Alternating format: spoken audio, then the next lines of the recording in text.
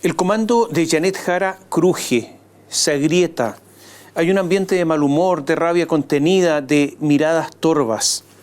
No logran acomodar las piezas, no logran subir a las encuestas, no consiguen armar lo que los políticos llaman el relato, no alcanzan a seducir. Ahora algunos vienen a descubrir que lo que decíamos en una columna anterior, que Janet Jara no es Michelle, que el sueño del Partido Comunista de tener su propia Michelle Bachelet no está funcionando. Janet, que demuestra una desmemoria inquietante sobre su propio programa de 7 páginas que la hizo ganar la primaria. Janet, que comete errores, que debe de decirse, que debe jugar a la defensiva. Janet, que en vez de estudiar para no volver a cometer desaciertos, resuelve simplemente no participar más en entrevistas, salvo aquellas más amables, ni en foros con los demás candidatos. Prefiere ir a recorrer, como ella dice, los territorios, en un bus de 2 pisos, que algún publicista imaginativo se le ocurrió nombrar Jaraneta, para, dicen, escuchar los dolores de la gente. Así creen, como en este ejercicio de escucha, no se corren riesgos, que todo iría bien con la ventaja de estar junto al pueblo. Es una gira larga, tan larga como es el país, que terminará en Santiago recién el 14 de septiembre. El que se encargó de torpedear todo este diseño de estar en los territorios con el pueblo, de escuchar los dolores, todo esto no fue alguna de las derechas, no fueron personas del socialismo democrático, no fueron los compañeros de ruta del Frente Amplio, no. El que se encargó de torpedear todo esto fue el mismísimo presidente de su partido, Lautaro Carmona. Desde ya recordemos que Janet no es cercana a Carmona, un hombre más bien rudo, del ala más izquierdista en el PC, si es que eso es realmente posible, un aliado de Bárbara Figueroa, de Juan Andrés Lagos, de Daniel Jadue. De hecho, si él hubiese podido, el candidato presidencial habría sido Jadue, engrillado, encarcelado y todo, no importa. Dicho todo esto, ¿cómo se entiende que Lautaro Carmona torpedee la candidatura de Jara? ¿Acaso el Partido Comunista no vive un momento estelar con una militante propia encabezando toda la izquierda? ¿Acaso van a perder esta oportunidad única que nunca se había producido en la historia de Chile, esto del PC liderando? ¿Acaso es que Carmona no se da cuenta que la candidatura de Janet es una excepcionalidad mundial que hay que cuidar? Pero, ¿qué ha pasado? Bueno, escuche bien, hay 2 tesis al respecto. La primera señala que lo de Carmona es una simple pantomima, una mascarada, una simulación, una simple actuación. Parecer duro, aparecer ante todos como un duro, para que Janet, por contraste, aparezca blanda. Él, un halcón, ella, una paloma, sonriente además. Él, el extremista de izquierda, ella, la más socialdemócrata. Sería todo un intento para lograr que Janet, convertida en víctima, logre captar votos de centro. Esa es la tesis 1. Tesis 2. Lautaro Carmona da por perdida la carrera presidencial de Janet. Su incapacidad para convocar a primeras figuras del socialismo democrático, salvo a los políticos de siempre, de esos que están en todas. La imposibilidad de atraer a economistas de primera línea, los resultados de sucesivas encuestas, la decisión de Gabriel Boric de pensar más en él y su pretendido legado más que en su sucesión, convencieron a Lautaro que ya no vale la pena luchar por Janet. ¿Para qué esforzarse si ni siquiera era mi candidata?, podrá pensar. Entonces, Lautaro habría llegado a la siguiente conclusión. Si la candidatura está perdida, al menos salvemos la doctrina, salvemos la teología comunista. Porque si se pierde la elección y se cede en el programa, en eso que es más tibio, más de la tesis, como llaman ellos, pequeño burguesa, más socialdemócrata, a la derrota electoral se sumará entonces la derrota ideológica de haber renunciado a las propias creencias. Una especie de combo 2-1 en derrotas. O sea, según esta segunda tesis, a Carmona ya no le importa Janet, la está dejando caer. Más aún, si él es considerado, o se considera mejor, el guardián de la recta doctrina comunista, esa que está en ese primer programa de gobierno, el de las 7 planas, con el que convenció Janet Jara para ganar las primarias. Es verdad que en el Partido Comunista y sus aliados echan de menos a Guillermo Tellier. Entre paréntesis, están preparando ceremonias para conmemorar los 2 años de su muerte. Ahora, no es que Carmona sea más duro, porque Tellier, recordémoslo, fue ni más ni menos que el jefe militar del Partido Comunista en la época en que el PC empuñó las armas. O sea, era un jefe militar en serio, operativo, pero era capaz de ocultar eso para imponer la doctrina con más lubricante, sin que la máquina rechine. Los más enojados sostienen que el actual éxito del Partido Comunista se debe más a la gestión de Tellier que a la de Carmona. Ahora bien, entre la primera y la segunda tesis, yo creo en la segunda tesis. Y aquí voy a hacer un paréntesis. Lautaro Carmona, hay que reconocerlo, piénselo bien, no ha cambiado en nada, no ha alterado nada. Él no criticó el programa de gobierno de las primarias de Janet Jara, porque ese programa sí representa al Partido Comunista. La que cambió, insisto, es Janet, no Carmona. Incluso recurriendo a eso tan crudo de decir que había un reseteo y que todo lo escrito, todo lo proclamado, todo lo prometido, ahora ya no valía. Nada valía. Entonces, reconozcamos que desde el punto de vista de los principios, Carmona tiene razón.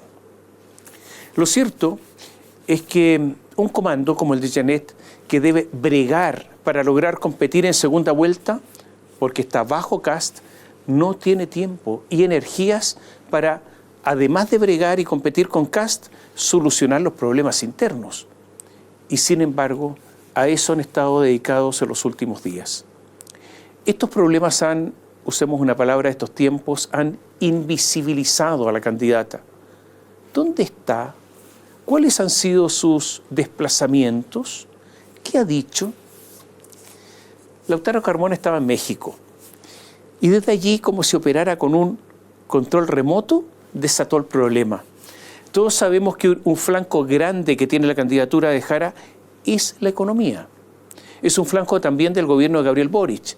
Entonces, casi todos han elevado a una especie de categoría celestial, como un enviado celestial, una especie de Mesías, una suerte de representante de la virtus romana, que se ha ido y al que hay que agradecerle por tantos sacrificios realizados, a Mario Marcel.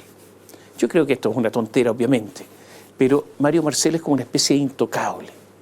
Entonces Lautaro habló desde México y en medio de las alabanzas, de los elogios a Marcel, se atrevió a criticarlo y a sostener que le gustaba que se hubiera ido, le gustaba que ya no estuviera en el gobierno. ¿Qué dijo Lautaro? Se hizo casi un dios del recurso por sobre la necesidad social, lo que dificultó el avance de la agenda del presidente Gabriel Boric. Y agregó, Marcel recibió muchas observaciones a su gestión, crítica de los trabajadores públicos, de otros sectores, de situaciones por qué no tenemos más presupuesto, para pagar definitivamente una lucha para mejorar la situación de la salud pública, el tema de la educación pública, y lo remató. Yo podría decir, es que la verdad es que está bien renunciado. O sea, qué bueno que se haya ido. Y no solo eso, Carmona pidió aclarar si él renunció o le pidieron la renuncia, o sea, si fue despedido. Y solicitó al gobierno que aclare a los partidos las razones de su salida. Y algo más, dijo que el programa presentado ahora por Janet Jara no es el definitivo, que podría sufrir cambios. Y cuando fue preguntado por las diferencias con el programa de las primarias. O sea, no cerró la puerta a incorporar cosas que lo podrían acercar al primer programa. Antes, recordemos que Carmona había dicho, si alguien cree que la unidad significa transar en todo, eso no es unidad, es imposición. Porque a propósito del programa, Lautaro Carmona además encargó al equipo del Partido Comunista que elabore nuevas propuestas de programa para el comando de Jara. Y esto puede ser otro dolor de cabeza. O sea, Lautaro es persistente, es porfiado y a veces incluso taimado. Las reacciones frente a las declaraciones de Lautaro Carmona fueron airadas. El exministro Sergio Vitar, militante del PPD, dijo que Janet debe congelar su militancia en el Partido Comunista para ser leal a la coalición que la eligió. Las afirmaciones de Carmona alejan a sectores de centro-izquierda, dijo. El jefe de la bancada de la Democracia Cristiana en la Cámara de Diputados, Héctor Barría, también pidió que Janet Jara suspenda su militancia en el Partido Comunista para romper vínculos con Lautaro Carmona y Daniel Jadwe. El senador socialista Gastón Saavedra, cuando le preguntaron si Carmona dejó caer a Jara, contestó así, entiendo que sí, que la soltaron y que su objetivo, o sea, el de Carmona, es la parlamentaria. Senador Saavedra, ¿qué le recomendaría a Lautaro Carmona?, le preguntaron. Y contestó, espero que tenga un mínimo acto de decencia y que explique qué es lo que quiso decir estando en México. Es mejor que guarde silencio, es razonable el silencio, así se podrían bajar las tensiones que estamos teniendo. Bueno, este es el ambiente en el comando de Janet Jara. Ricardo Lagos Weber, vocero de Janet Jara e integrante del comando estratégico, dijo muy enojado. ¿Qué dijo Ricardo Lagos Weber? Cada intervención de Lautaro Carmona, al final del día, en los últimos 6 meses, cada una de ellas genera un cuadro de fraccionamiento, de distancia, de ruptura, no colabora. Es como si estuviera incómodo con todo lo que hizo. Yo leí las declaraciones de Carmona y la verdad es que para él parece que el tema de la responsabilidad fiscal es como algo de otro planeta o preocupa a la gente de poco corazón. Y siguió Lagos Weber molesto. Tengo la impresión, cuando uno ve estas declaraciones permanentes aportillando, que es como que no se termina de convencer que la candidata es de su fila y no están dispuestos a respaldarla. Juan Luis Castro, senador socialista, dijo, una nueva estocada del timonel comunista que revela que siempre despreció a Marcel y sobre todo la política económica que sostuvo el gobierno. Carmona no solo vuelve a dañar a Jara, sino que además revela signos de ese populismo de izquierda autoritaria, tipo Nicolás Maduro, que en Chile no tiene ningún asidero. Juan Santana, diputado, jefe de la bancada socialista, ¿qué dijo? Los dichos de Carmona son una deslealtad con el gobierno de Gabriel Boric. Actúa como Carlos Altamirano en la Unidad Popular. Carmona es el Altamirano de Jara. Y así, sin ningún dilema de pasada, el jefe de los diputados socialistas sepultó por segunda vez al secretario general del Partido Socialista en tiempos de Allende. Así de confusa está toda esta situación. La tesis del diputado Jaime Araya, que es un independiente en la bancada del PPD, la expresó así. Una frase de cero aporte, que deja en claro que lo de Carmona es una competencia con Daniel Jadwe sobre quién hace más daño a Janet Jara. Es impresionante cómo esa dupla machista y misógina hace lo posible por perder la elección. A cada rato se las ingenian para crear problemas y torpedear a la candidata. Esta mezcla de envidia y egocentrismo enfermizo de Jadwe con la felonía de Carmona son una muy mala mezcla. Y remachó. Al final, parece que la única elección que le importa a Carmona es la de Jadwe, porque sabe que cuando sea condenado, él podrá nombrar a su reemplazante y no sería raro que esté pensando en instalar a un familiar en ese cargo. Y esto lo digo yo. ¿Quién sería ese familiar? Su hijo, Fernando Carmona, el hijo pródigo, el autor del programa de Jara de las primarias y que Janet guardó bajo llave para que no se hablara más de él. ¿Se da cuenta de lo bajo de las acusaciones? Es que no le decía recién hace un rato que que el ambiente está malo, está tóxico en la candidatura, escuche estas declaraciones.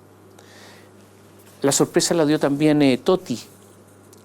Toti es la ministra de la Mujer, Antonia Orellana. Dijo airada, la autora Carmona podría guardarse algunas declaraciones. Y agregó, por supuesto que con Nico vamos a seguir el mismo rumbo de trabajo, que es cumplir las metas fiscales respecto al gasto. Nico es Nicolás Grau, el ministro de Hacienda, se tratan así, Toti y Nico. A Toti Orellana le contestó el ministro comunista de Educación, Nicolás Cataldo, que dijo, lo que yo jamás haría es decirle a un presidente de un partido que se guarde, que se quede callado. Contestó enojado Cataldo. Fíjense, el ministro de Educación no habla de educación, Toti, la ministra de la Mujer, no habla de la mujer, así estamos. Javiera Arce es socialista ella, tiene buen currículum, muy buen currículum. Llegó hace un mes desde Londres, donde cursó un doctorado en política en el Institute of the Americas de la University College London. Es miembro de la red de politólogas. Pero al diablo con todo eso.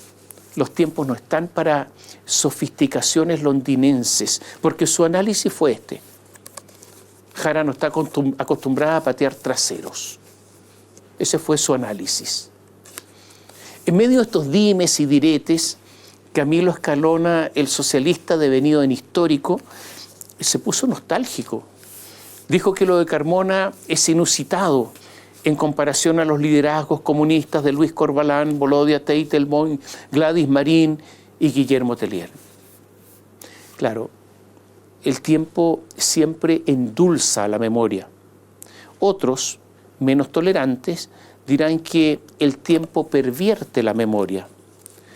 Pero todos estos personajes que nombró tienen luces y hartas sombras, aunque es posible que varios de ellos hayan sido más capaces de Carmona, y no tenemos tiempo en esta columna hablar de cada uno de ellos.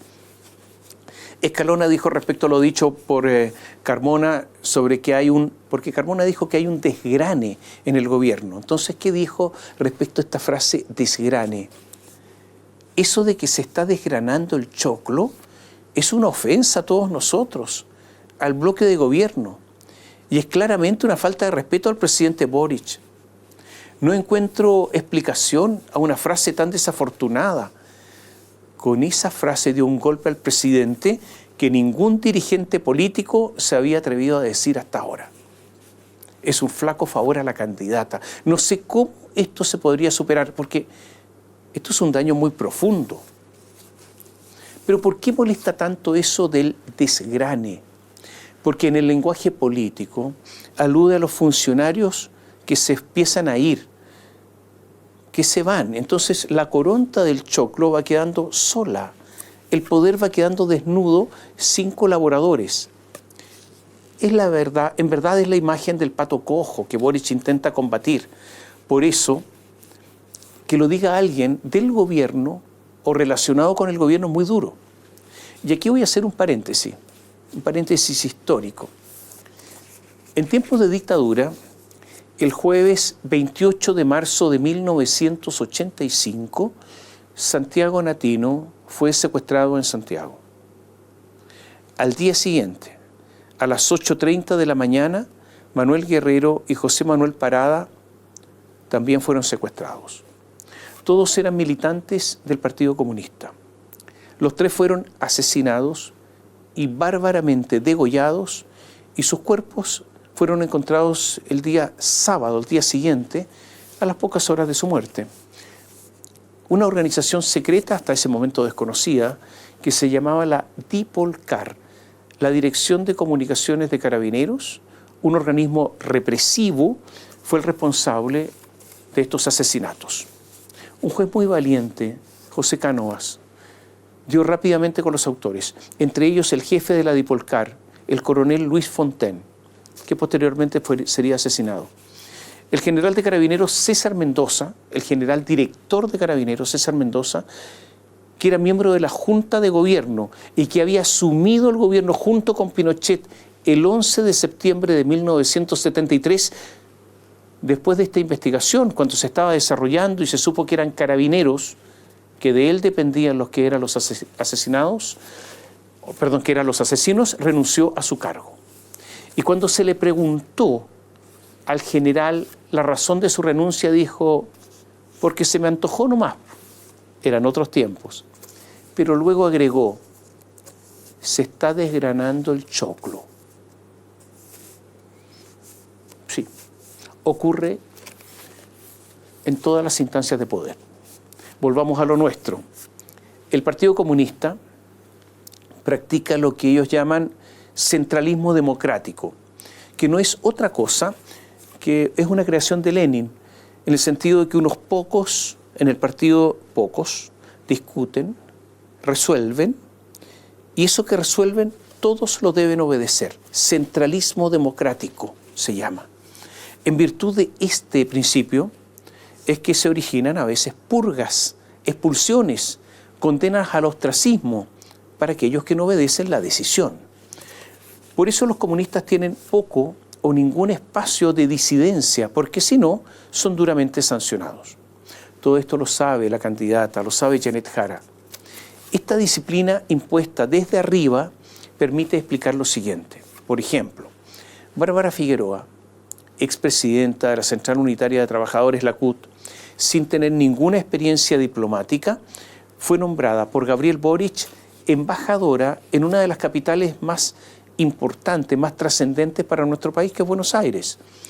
Bastó que Lautaro la llamara y le dijera que la necesitaba a su lado en la dirigencia del partido para que inmediatamente renunciara al cargo de embajadora y retornara a Santiago. O sea, entre su partido y la representación de Chile, optó sin dudar por el partido. Esta es la disciplina comunista. La misma Bárbara Figueroa contestó las críticas que hizo Ricardo Lagos Weber a Carmona. ¿Y qué le dijo en el caso de Marcel? Dijo, en el caso del senador Lagos Weber, lo que uno esperaría es que como vocero del comando hable de la agenda de la candidata y no que esté dándole respuesta a los presidentes de partidos, porque no le compete la función. No es vocero de la coalición, es vocero de la candidatura y por lo tanto su labor principal es hablar respecto de lo que está haciendo la candidata. Y agregó, esto es muy importante, fue un planteamiento persistente que hizo el partido sobre el rol del Ministerio de Hacienda en línea con la posición crítica de la conducción económica de Marcel que realizó el presidente del partido. Esta opinión fue siempre pública y también fue una opinión entregada de manera privada al ministro respecto de los énfasis en torno a la acción que tenía que desarrollar el Ministerio de Hacienda. Por lo tanto, ¿qué dijo? Usted, Lagos Weber, quédese callado, hable solo de la candidata, y con respecto a las críticas de Marcel siempre las hemos hecho. Dura, inflexible, autoritaria. Bárbara Figueroa defendiendo a Carmona. Es verdad que después llamó a Lagos Weber para abuenarse, pero las palabras, estas que escucharon, ahí quedaron. Juan Andrés Lagos es un comunista aliado de Carmona y acusó, no a la derecha, acusó al oficialismo de niveles de agresividad brutales contra el Partido Comunista. Dijo, las críticas no solo vienen de la derecha o de los grandes empresarios, vienen también de sectores que son parte de la coalición de gobierno. Llama la atención en realidad una agresividad y una descalificación muy fuerte, pero que tienen un fundamento en la forma y en el fondo. La forma es para estigmatizar, es para silenciar. Se está diciendo explícitamente que no hablen. Juan Andrés Lagos lamentó que los reproches vengan de gente que consideraba que tenían algún grado de amistad política. La cosa está mala en el comando. Usted escucha estas declaraciones y el ambiente de fricción es enorme. Cuando se produjeron estas declaraciones de Lautaro Carmona, Janet Jara estaba en gira, como les decía. Estaba a 3.000 kilómetros de Santiago, estaba en Punta Arenas. Y esta fue su reacción. Yo no soy la mamá de ninguno de los dirigentes de los partidos. Quiero ser presidenta de Chile. Fue una mala reacción, obviamente. Estaba anunciando un plan nacional de empleabilidad, pero nadie se enteró de ese plan en medio de esta especie de farra política. Después, ya estando en Rancagua, reaccionó mejor, diciendo que no compartía en absoluto las declaraciones de Carmona e invocó la regla fiscal, el equilibrio entre ingresos y gastos. Pero fue una reacción lenta, digamos, no una reacción digital, sino electromecánica, con engranajes, con poleas, con relé. En el oficialismo no todos achacan en su totalidad la responsabilidad de lo ocurrido a Lautaro Carmona, porque se atreven a decir que el problema es también de Janet, porque ahora han venido a descubrir que más allá de su simpatía, de su capacidad para esconder su dureza y agresividad, porque eso lo hace bien, de su simpleza, han descubierto no solo también su enorme capacidad para cometer errores y su falta de liderazgo. La candidata no se ha convertido en una primus inter pares, no se ha convertido en la que ordena, manda, decide, la que tiene la última palabra. La conocida verticalidad del Partido Comunista la afecta, porque ella en el partido no está en el vértice, está Lautaro. Dicho de otra manera, algunos han advertido que la candidata carece de tonelaje, de experiencia en primera línea, no es una dirigente curtida en el tiempo y con la experiencia que la primera línea otorga. Por eso los errores, por eso las dudas, por eso la falta de orden, por eso Lautaro y su gente se salen con la suya. Víctor Maldonado, demócrata cristiano, fue explícito. Ella tiene que avanzar un paso más en asumir el liderazgo, habitar la candidatura, dijo. Y agregó en el diario La Segunda: para frenar una ola de reacciones en el propio bando, la capacidad de respuesta deberá ser entre medio día y un día. No más. Pero acá dice, día 1 habla Lautaro, día 2 Lagos Weber, día 3 Bárbara Figueroa, y en la tarde todo el mundo, y el día 4 la candidata. Una eternidad, ausencia de mando central, y además dice Jara falló en la respuesta. Mejor decir, y le explicó lo que tendría que haber dicho. Sobre responsabilidad fiscal, mi criterio en mi gobierno es que va a mantener y encuentro bien lo que hizo Marcel. No me meto en pelea. Y le tiró la cuña. Yo que diría que es una falta de respeto hacer eso con la candidata, pero es que se lo hizo públicamente, porque ella no es la que está manejando por falta de liderazgo la campaña. Darío Quiroga es un sociólogo que militó en el Partido Comunista hasta el año 2017. Es el principal orejero de Janet, coordinador del Comité Estratégico del Comando de Campaña y su sparring para las entrevistas y debates. Hay ensayos, entonces Darío Quiroga le pregunta y Janet responde y le interrumpe. Hacen como si fuera un periodista Darío y ella responde, la están entrenando. Él la corrige, él le insinúa, él le diseña las respuestas. Fue él el que elaboró su campaña de primarias. Darío Quiroga y también Camila Miranda, ella es encargada programática del comando, han recibido críticas por el desorden.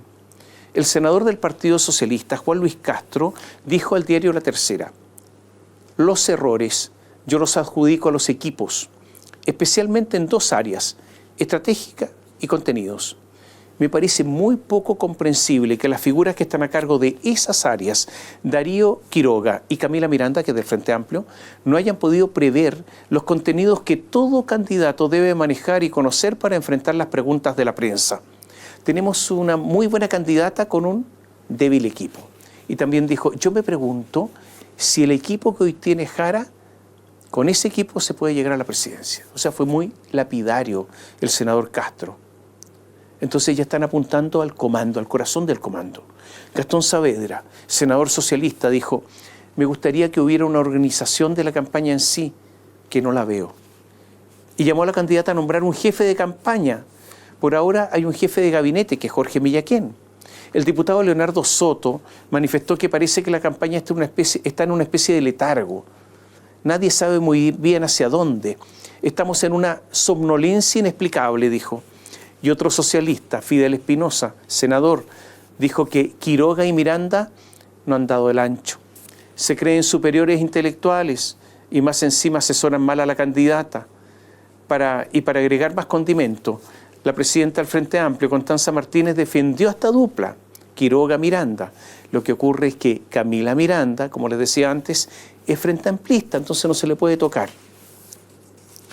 Se lo dije antes. La campaña de Janet Jara no despega y estos enfrentamientos provocan un muy mal clima en el comando. Hay una decisión en el comando de Jara de enfocarse en José Antonio Kast, de enfocarse en las propias propuestas. Es muy difícil armar una propuesta atractiva para ella cuando la cesantía se mantiene alta y resulta evidente que defender a Marcel no tiene tanto sentido si dejó al país endeudado, con grandes desequilibrios fiscales y con una opinión compartida de que los ajustes que él no hizo los dejó para el próximo gobierno. Desde este punto de vista, la defensa a ultranza de Marcel parece un poco tonta. Como todas las encuestas indican que al día de hoy la derecha ganará la presidencial en segunda vuelta, todas las encuestas indican eso, entonces ocurre que la verdadera elección es la de la primera vuelta, porque quien de derecha pase a segunda vuelta será presidente de la República, por lo menos en las encuestas que existen hoy. Pero, ¿qué es lo que se juega? Lo que se juega no es solamente la presidencia, sino que se está jugando en la derecha quien tiene la hegemonía, quien tiene el dominio. Y Evelyn Matei está enfrentando muchos inconvenientes. Algunos en su comando sostienen que al ver la diferencia que mantiene con José Antonio Kast, como les decía antes, la única posibilidad es un desplome de Janet Jara, de manera que el socialismo democrático se dé cuenta de eso y vote por ella, por Matei, para evitar una victoria de Kast. Una situación similar a la de Claudio Orrego con Karina Oliva por la gobernación de Santiago, pero al revés. Ahora, algo ocurrió también en Francia, el año 2002, cuando en segunda vuelta pasaron dos candidatos de derecha. Pasó Jacques Chirac y la izquierda votó por Jacques Chirac para que no ganara Jean-Marie Le Pen. Pero que esto ocurra aquí, en Chile, es muy difícil. Y todo esto demuestra evidentemente las dificultades de la candidatura de Matei. Y además, un asunto curioso, porque Matei tiene experiencia legislativa, tiene experiencia ejecutiva, tiene equipos experimentados de gobierno, tiene un programa con cifras, con propuestas, con fuentes de financiamiento, y sin embargo no es capaz de sumar adherentes. Es verdad que el comando no ha funcionado, que los voceros poco o nada existen, pero es evidente que José Antonio Kast tiene menos alcaldes, mucho menos. Yo diría que los alcaldes de Chile Vamos son 20 veces más que los de José Antonio Kast. Y son importantes para hacer campaña territorial. José Antonio Kast tiene menos equipo, tiene un programa de gobierno más, se lo expreso en forma elegante, más ligero, pero está ganando las encuestas. La hegemonía que se está disputando en la derecha tiene que ver también con el piñerismo, porque si gana Kast, será el piñerismo y todo lo que eso significa el vencido. Posiblemente esto se deba a lo mejor a errores acumulados. Recordemos, Piñera subió los impuestos temporalmente durante su primer gobierno, pero esta temporalidad siempre en materia de impuestos sucede lo mismo, no ocurrió porque fueron para siempre. En el segundo gobierno, con votos de la derecha, en el segundo gobierno de Michelle Bachelet, con votos de la derecha se realizó la reforma tributaria de Alberto Arenas, esa que hoy día todos critican y dicen que es una de las causas del estancamiento económico. Lo votó la derecha. Ahora dicen que no les gusta la reforma o la jornada laboral de 40 horas, pero Piñera propuso 41. Y no les gustaba la reforma previsional, pero la prefirieron solo por el cálculo político para que no fuera bandera de la oposición, si, como esperan, llegan a gobernar. En el comando de Matei está, incluso en este momento, lo que en ese tiempo era un joven asesor internacional de Sebastián Piñera, Benjamín Salas, uno de los ideólogos del fatídico viaje a Cúcuta. Es que en ese comando no hay filtros, sedazos. Aunque parezca increíble, el comando de Matei no ha podido resolver su posición frente a la dictadura militar. Y esto me parece increíble para quienes quieren llegar a gobernar. Matei y Juan Sutil no fueron capaces, cuando fueron preguntados, de dar respuestas claras. Han tenido que precisar un montón de veces lo que dijeron. Esta ambigüedad un poco loca la manifestó recién el presidente de la UDI, ahora recién, hace algunas horas, Guillermo Ramírez. ¿Qué dijo el presidente de la UDI, Guillermo Ramírez, cuando le preguntaron? Textual: si te digo que es una dictadura, estoy contradiciendo al jefe de campaña. Si te digo que no es una dictadura, me estoy metiendo en un problema gigantesco. Pero se da cuenta la ambigüedad. Y después optó por calificarlo de gobierno autoritario y reafirmó que no lo calificaría de dictadura o no, porque hay una fisura en el comando. Pareciera obvio que la propia candidata no ha tenido claridad al respecto o ha carecido de liderazgo para zanjar el tema. O sea, al menos en esto, no es heredera de Piñera. En medio de estas ambigüedades, no cabe sino esbozar una media sonrisa cuando la derecha critica sectores de izquierda por la dictadura de Nicolás Maduro. La lucha entre las derechas casi a muerte es tal que no les importó correr el riesgo de no tener mayorías en el Congreso, o sea que el país siga políticamente paralizado para competir en las parlamentarias, dando oportunidad al oficialismo a tener mayoría, porque de lo que se trata es que una le gane a la otra. Es verdad que Chile Vamos va a seguir siendo mayoritario en el Senado, porque Chile Vamos hoy día tiene 13 senadores, y esos 13 senadores van a llegar hasta el 2030. Y por lo tanto, elegirá unos cuantos, siempre va a elegir unos cuantos y va a tener mayoría. Entonces, van a ser ampliamente mayoritarios en el Senado sobre los republicanos. En la Cámara de Diputados, que recordemos se renueva en su totalidad, el asunto va a estar más disputado. Agreguemos más cosas. Rodrigo Galilea, presidente de Renovación Nacional, dijo, si gana Kast, tendrán que recurrir a los cuadros de Kaiser y a los cuadros del Partido Social Cristiano para formar gobierno. O sea, si ellos ganan, que no cuenten con Renovación Nacional, nosotros no vamos a estar en ese gobierno. El senador de Bópoli, Felipe Kast, dijo en el diario El Mercurio que él era partidario de que su colectividad no fuera parte de un eventual gobierno republicano. Y Evelyn Matei ha evitado pronunciarse si, de perder en primera vuelta, apoyará a Kast en segunda vuelta. ¿Se da cuenta los líos que hay en la derecha que son enormes?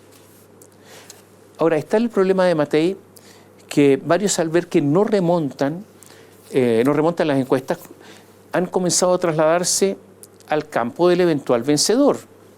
Algunos lo hacen por convicción, otros sospecho yo, simplemente para jugar a ganador y ante la falta de elenco de Kast tendrán alguna posibilidad de obtener algún cargo.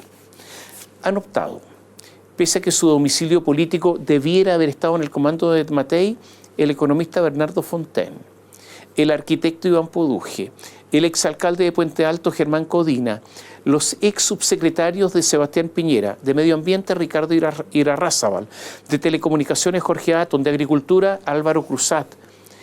El primer ministro de Piñera que emigró es Rodrigo Álvarez, y también están con Kast Rodolfo Carter, su hermano, el diputado Álvaro Carter, el alcalde de la Comuna de La Florida, Daniel Reyes, el expresidente de Renovación Nacional, Carlos Larraín, el senador suspendido de Renovación Nacional, Alejandro Kuzanovich, el diputado renunciado de Renovación Nacional, pero estaba hace poco en ese partido, Miguel Mellado, el alcalde de Tucapel, Jaime Veloso, y Marcela Cubillos, aunque se sabe que Marcela Cubillos no tiene buenas relaciones con Matei.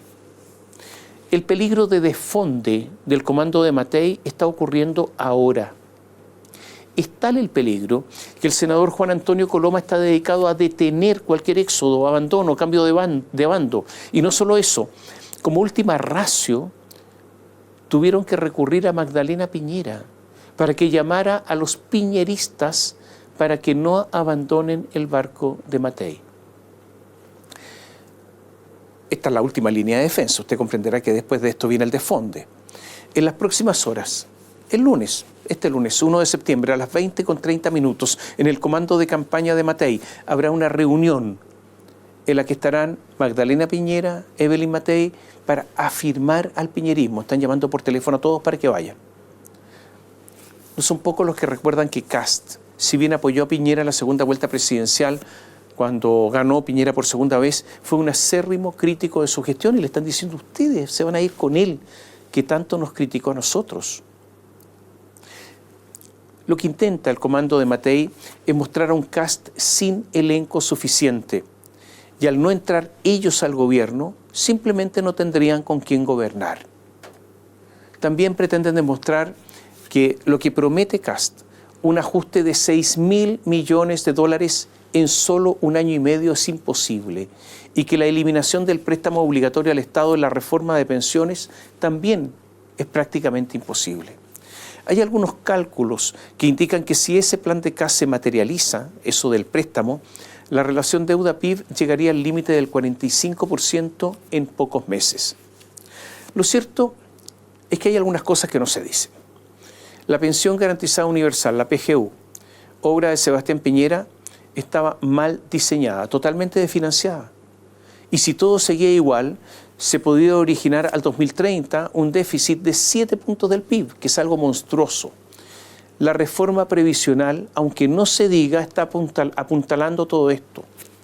El préstamo obligatorio de los cotizantes al Estado es posible que no se pague nunca, simplemente porque son cifras enormes, gigantescas, yo creo que impagables. Y si las pagan, serán cuotas, pese a que el Estado ya ha recibido la totalidad. La verdad es que maquillado, todo este acuerdo, en esa parte, es un sistema de reparto y por lo tanto una victoria clara de la izquierda. Es tan grande la deuda que se legisló, la deuda de la reforma previsional que se legisló para no incluirla en las cifras de la deuda pública, o sea, la invisibilizaron, porque si se incluyera, se superaría rápidamente el famoso límite de la relación deuda-PIB del 45%. Y aunque ahora Evelyn Matei diga que la reforma es espectacular, porque eso es lo que está diciendo ahora, sus dudas en apoyarla demuestran que lo espectacular no es verdad.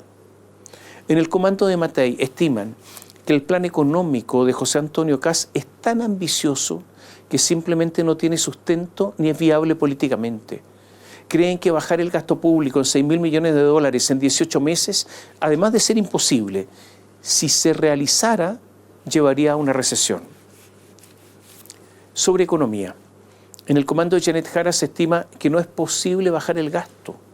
Ocurre que en medio de bonos, locomoción pública gratuita para el 40% de las personas en Santiago que no paga, educación superior gratuita, gasto enorme en salud pese a su deficiencia, la salud hoy día en Chile es cara y mala, este estado de bienestar a la chilena posiblemente no sea sostenible.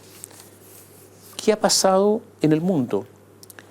Hace algunas horas, el canciller alemán Friedrich Merz dijo que el estado de bienestar ya no es sostenible financieramente, simplemente porque Alemania se está endeudando enormemente y ya no puede seguir este ritmo.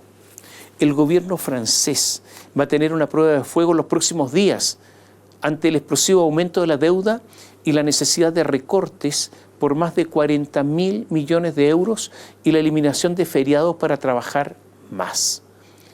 El gobierno va a someterse a un voto de confianza y podría caer el gobierno de Macron. O sea, el estado de bienestar no está siendo financiable. El gobierno de Giorgia Meloni en Italia ha logrado contener el déficit con políticas de más austeridad. Yo no sé si a algún político chileno le importan estas cosas que le estoy diciendo o si está viendo estas cosas. Veamos ahora algunas situaciones rápidamente más cortas. El fiscal Patricio Cooper fue sacado por el fiscal Ángel Valencia, el fiscal nacional, del caso Procultura. Ese donde está involucrado el doctor Alberto Larraín, cercano a Gabriel Boric, amigo de Claudio Rego. El fiscal Cooper dijo acerca de cómo habría avanzado el caso si no lo hubiesen removido, dijo que se habría tomado la decisión de formalizar a las 14 personas de Procultura apuntando a la cúpula de esta cuestionada ONG. Eran 14 personas y efectivamente la Fiscalía Nacional estaba en el tema, dijo. Pero fue removido y el fiscal Ángel Valencia nombró a Juan Castro Becchios. ¿Qué dijo este señor, el fiscal que está a cargo? En este minuto no están los antecedentes para formalizar el caso Procultura. Es muy rara la Fiscalía. Francisco Vidal, ustedes lo conocen, es presidente del directorio de TVN, Televisión Nacional, el famoso canal público que tanto defiende y que tiene pérdidas monstruosas. Dice Vidal, aunque dice yo voy a hablar a título personal, ¿qué dice Vidal? Hay que salir a enfrentar a Kast. ¿Usted cree que es lícito que el presidente del directorio del canal público argumente, que argumenta tanto que existe el canal porque da garantías a todos, puede hacer estas declaraciones? ¿Usted cree que se lo tolerarían al que detenta el mismo cargo en la televisión pública francesa, la BBC, la radio italiana? Es que Francisco Vidal pensará a lo mejor que legítimamente puede haber un empleado de televisión nacional que esté con Kast. Cuando él dice estas cosas, está pensando en eso. Y esto demuestra no solo lo podrido que está el canal y mucha de su gente, sino también que la función pública como argumento para su existencia es solo el pretexto para mantener regalías, trabajos, mucho mal hechos, metiendo la mano al bolsillo de los chilenos sin su consentimiento. Hace un tiempo, el secretario de Estado norteamericano, que es el canciller de Estados Unidos, Marco Rubio, intentó comunicarse con el presidente Gabriel Boric. Lo llamó por teléfono. Yo le aseguro que Marco Rubio, secretario de Estado de Estados Unidos, habla con muchos jefes de Estado, pero el nuestro se puso digno, decidió no contestarle. El presidente de la República, Gabriel Boric, esto generó una polémica y ahondó en ella y dijo, ¿por qué no respondió este llamado telefónico del canciller norteamericano? Y todo esto tras la decisión de Chile de retirar a sus agregados militares de Israel. En una entrevista con CNN, Boric dijo, no es que haya llamado a mi celular a alguien y yo dije, esto es un spam, voy a cortar, o sea que me equivoqué. No, yo no me equivoqué. A mí me comunica el canciller que el canciller de Estados Unidos, secretario de Estado, pero que es equivalente al canciller, quería comunicarse conmigo. Yo le dije, no, los cancilleres hablan con los cancilleres, los presidentes con los presidentes, punto. Nunca recibí una llamada, ni yo recibo llamadas y converso con presidentes de diferentes tendencias políticas. He recibido y me he reunido con presidentes de diferentes tendencias políticas, pero lo que corresponde es honrar el cargo, la dignidad de Chile, que es que los presidentes se comunican con presidentes y los cancilleres con los cancilleres. Pero ocurre que Axel Kicillof, bueno, es otra cosa. Axel Kicillof es la versión frente amplista del peronismo en Argentina. Es el Pablo Iglesias argentino y es gobernador de Buenos Aires. Y ocurre que Gabriel Boric a él sí que le recibió la llamada cuando le informó sobre la identificación de los hinchas de Independiente que agredieron a otros hinchas de Universidad de Chile. Siguiendo la argumentación de Gabriel, ¿es que la dignidad ahora se fue al carajo? Porque entendemos que Rubio es mucho más que Kicillof y no sabemos incluso qué diablos quería decirle Rubio, canciller, secretario de Estado norteamericano, a Gabriel Boric. Pero usted ve cómo es la política. Los principios se acomodan de acuerdo a las circunstancias. A propósito de Gabriel, se ha transformado en un comentarista de la política de Estados Unidos y de Trump. No le gusta lo que hacen, por ejemplo, en los museos Smithsonian de Washington. Y 2 veces se refirió a eso que está haciendo Trump en los museos de Washington. Otro día, en una reunión local acá en Chile, dijo, Estados Unidos acaba de aplicar una tarifa de 25 más 25% a las importaciones de India y además con la arbitrariedad que ya conocemos, con la que está operando Estados Unidos. Lo malo es que esas son las sanciones a India por no respetar el embargo a Rusia, por la agresión a Ucrania, ya que está comprando petróleo ruso. Es cierto que estas continuas declaraciones de Boric sobre Estados Unidos a nadie le han importado. No le importa lo que dice Boric, no hay ninguna reacción. Pero en estos asuntos de política exterior, ¿se ha dado cuenta que hay alguien que está desaparecido? ¿Usted ha visto, divisado, escuchado hablar del señor que ejerce como canciller? Alberto Van Claveren se llama. Si lo ha visto, avise. Y este es un caso de pequeñez, es solo eso. Lo informamos en Bio Bio. La senadora Luce Bensperger denunció lo que consideró una mezquindad política por una medida implementada en el Hospital de Alto Hospicio, en la región de Tarapacá. Esta parlamentaria acusó al gobierno del presidente Gabriel Boric de retirar una placa conmemorativa que se instaló en 2022, que reconocía la construcción de este recinto hospitalario al gobierno de Sebastián Piñera. Está el nombre de Piñera con lo de sus ministros, Enrique París, entre otros. Y esta es una tradición en Chile larga. Usted va a los hospitales y está la placa del presidente que terminó las obras, que inauguró el hospital. Los recintos hospitalarios los tienen todos, y el Servicio de Salud Tarapacá, cuando se dijo no está la placa de Piñera, sino que la de Boric, decidió o mentir o pecar de ignorante, porque dijo que nunca existió placa con el nombre de Sebastián Piñera. Pero ocurre que hay fotografías que las muestran. Entonces ocurre que ahora hay una placa con el nombre de Gabriel Boric. Este hospital fue entregado por Piñera hace años, está operativo, pero todavía no se habilitan integralmente todos sus servicios, en especial emergencias generales, ginecología obstetricia y diálisis. O sea, a lo mejor el señor que ahora tiene la placa, porque sacaron la otra, que es Gabriel Boric, podría ocuparse de que el hospital funcione a plenitud. Todos sabemos que la reconstrucción después del incendio gigantesco de 2024 en Villa Alemana, en Quilpué, en Viña del Mar, murieron más de 130 personas, ha avanzado poco y nada. La verdad es que ha sido vergonzoso. Ocurre que el ministro de Vivienda, Carlos Montes, dijo que él no es el jefe de la reconstrucción, el ministro. Debido a sus declaraciones, desde el Ministerio de la Vivienda intentaron aclarar todo esto y llamaron a no generar un falso debate. La ministra de Desarrollo Social y Familia, Javiera Toro, dijo que no hay que preocuparse porque el proceso está avanzando, según lo comprometido. Después dijo que había dado una entrevista, después el ministro Montes dijo que había dado una entrevista a toda carrera, entonces fue muy rápido y esta fue su explicación. Pero hay algo para no olvidar. Carlos Montes, cuando era diputado, criticaba fuertemente, era diputado de oposición, la reconstrucción después del terremoto de 2010. Imagínese si esa reconstrucción enorme hubiese estado en sus manos. Esta es la sucia política. Para terminar, algo de economía. Luis Eduardo Escobar es el jefe de los asesores económicos de la candidatura de Janet Jara y dijo que los impuestos que pagan las empresas chilenas no es alto. Pero ocurre que sí es alto, que estamos entre los niveles más altos del mundo y obviamente estamos sobre la media de la OCDE. Yo no sé cómo dicen estas cosas.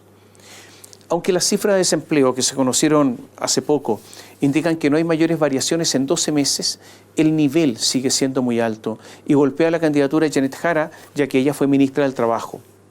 Lo peor es que se ha empezado, escuche bien, a dudar de las cifras sobre empleo que entrega el Instituto Nacional de Estadísticas. David Bravo, muy conocido, economista, director del Centro UC de Encuestas y Estudios Longitudinales, señaló algo interesante. Dijo que entre marzo de 2022 y mayo de 2025, según el Instituto Nacional de Estadísticas, aumentaron los empleos formales en 363.000. Ocurre que siempre un empleo formal tiene cotizaciones previsionales. Y David Bravo verificó lo que está ocurriendo con las cotizaciones previsionales, porque esto es una revisión administrativa. Y pudo verificar que no hay un aumento de 363.000 puestos de trabajo formales, sino que una disminución de 145.000. La misma tendencia se manifiesta además en los subsidios de desempleo. La economista Andrea Repeto, cercana al gobierno, una economista que votó apruebo en el plebiscito de la Constitución de Elisa Loncón, lo rebatió diciendo que Bravo compara peras con manzana. Pero es interesante lo que dice David Bravo. ¿Estará el Instituto Nacional de Estadísticas haciendo bien su trabajo? ¿O es que nos vamos a encontrar con sorpresas desagradables? Ocurre que los despidos por necesidad de la empresa tuvieron en junio su mayor alza en 16 meses y superaron en el primer semestre los 250.000. Posiblemente la renuncia de Mario Marcel haya sido una renuncia muy conveniente, porque le evita dar explicaciones, porque él contribuyó en forma decisiva al aumento de la deuda. Para que usted sepa la dimensión, capte la dimensión de todo esto. El próximo gobierno, solo en intereses, sin disminuir la deuda, sin servir la deuda, solo en intereses, deberá pagar 20.000 millones de dólares. Yo estimo que esto no se puede hacer. O sea, aumentará la deuda solo por los intereses. El Consejo Fiscal Autónomo hace rato que viene hablando de desbalance de las finanzas públicas, de estrés fiscal. Incluso Marcel se enojó con ellos, o sea, le echó la culpa al mensajero. Bueno, ocurre que el Consejo Fiscal Autónomo acaba de entregar su informe recién y señaló que los riesgos fiscales advertidos, los que advirtió, se han ido materializando con un potencial de nuevo desvío de la meta del balance estructural. El gobierno ha propuesto, para recuperar en parte el déficit estructural, la necesidad de dictar leyes, o sea, algo que está fuera de su alcance, o sea, se lava las manos. ¿Qué le dijo el Consejo Fiscal Autónomo? Ha dicho que el gobierno tiene que tomar medidas administrativas, efectivas, no son leyes, administrativas, y lo instó a que disponga de un plan alternativo para lo que queda de 2025. El déficit de este año, en un principio, según Marcel, sería 1,1, negativo. Después 1,6, después 1,8. Y ahora el Consejo Fiscal Autónomo dice que será de 2,1. Estas diferencias no son pequeñas, son enormes. Y esta es la herencia de Mario Marcel. El Consejo Fiscal Autónomo dice que Mario Marcel y Javiera Martínez, la directora de presupuestos, calcularon mal los ingresos una vez más, porque ocurrió también el año pasado, mal los ingresos de este año. Para que se cumpla la estimación de la dupla, este segundo semestre debieran subir los ingresos en relación al primer semestre en 8,2%, pero si se mira la historia, bajan en el segundo semestre en promedio 1,7% en relación al primero, o sea, al revés. La política chilena está llena de misterios. Derecha, izquierda, salvo el Partido Comunista, pero por razones distintas, alaban a Marcel pese a estos números. Y toda la derecha, al mismo tiempo, dice que hay que hacer un tremendo ajuste fiscal, dicen que, y sin embargo dicen que Marcel lo hizo bien. No sé si hay algo de lógica elemental en todo esto, si hay buenismo, si hay superficialidad, si hay buena onda, si es solo algo de estupidez. Pero si alguien mira esta cifra, yo sospecho que ningún candidato que llegue a la presidencia, de todos los que hay, será capaz de cerrar los forados, será capaz de equilibrar las cuentas, será capaz de volver a cierta normalidad económica.